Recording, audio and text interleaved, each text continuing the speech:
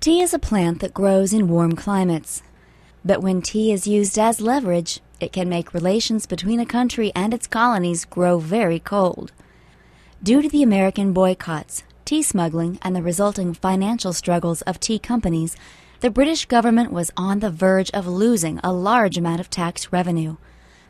As a result, in 1773, Parliament ratified a Tea Act that essentially allowed struggling British tea companies to bypass wholesalers and sell directly to American merchants at reduced prices.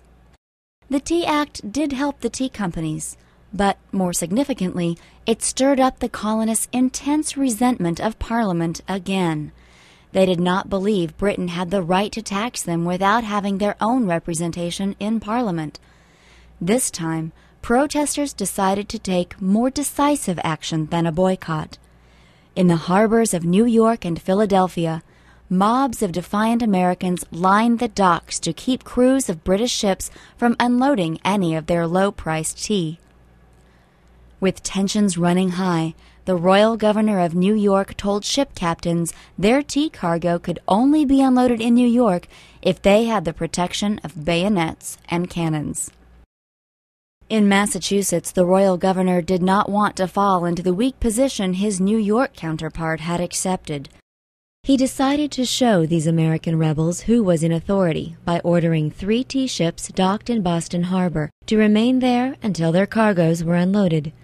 In response, members of a patriotic group known as the Sons of Liberty decided to help unload the ships, but not in a manner that the British appreciated. During the night of December 16, 1773, about 50 of the Sons of Liberty, including Samuel Adams, disguised themselves as Indians, then stormed the 3 ships. As groups of onlookers watched from the dock, the band of colonists dumped several hundred chests filled with tea into Boston Harbor. The Sons of Liberty had had themselves a Boston Tea Party. Some colonists, such as John Adams, cheered the rebellious actions. Others, including Benjamin Franklin, were taken back by the lawless destruction of private property. They knew Parliament would not let this disobedience go unpunished. In England, the Boston Tea Party essentially stifled any support there had been for the Americans' position. A fuming King George III told his Prime Minister Lord North it was either time for the colonists to submit to his crown's authority over them, or to let them triumph and be left alone. North was determined to test the Americans' mettle. He led Parliament in passing a series of laws that were collectively known as the Coercive Acts. Essentially, these laws were designed to punish the colonists, specifically those in Massachusetts, for their rebellious actions, and tighten Britain's control over the colonies.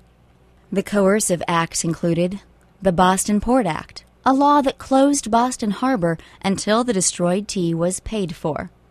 The Administration of Justice Act, known as the Murder Act in Massachusetts, a law that allowed the British to take control of legal cases involving British officials charged of capital crimes and transfer them to Great Britain. The Massachusetts Government Act, a law that gave the governor of Massachusetts more power, decreased the authority of local governments, and made elective offices subject to appointment by the British. And the Quartering Act, a law that forced American citizens to house British soldiers in their homes when other living quarters were inadequate. At the same time, Parliament passed the Quebec Act, which declared Canada's border would now extend south to include the Ohio River Valley. In England, Lord North never considered the colonies as a single unity.